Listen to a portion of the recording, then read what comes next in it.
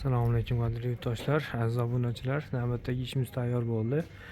Xo'sh, uzunligi 12,5 metr bo'lgan ayvon romimizni tugatdik. Unda holati go'zal holatda chiqdi.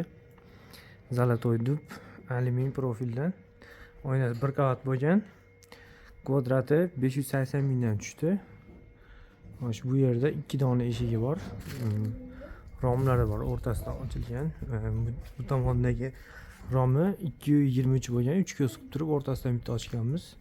Bu yerdagi eshik ham 3 ko'z bo'lgan, 213 joyi 3 ko'z qilganmiz.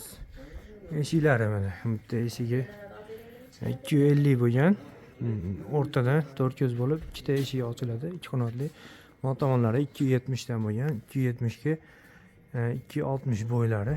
Bunda holati juda go'zal holatda chiqqan. Mana o'zingizlar ko'rib turibsizlar, 5 ko'zdan bo'lgan.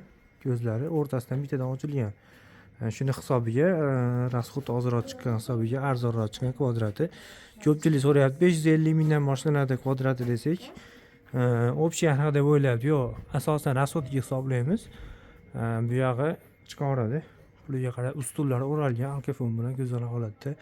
Taylari ham alkafon bo'lgan. Kimga qanaqa yoqadi? Kimgadir splashni, kimgadir alkafon. Fikringlar kommentariyada izoh qoldiringlar.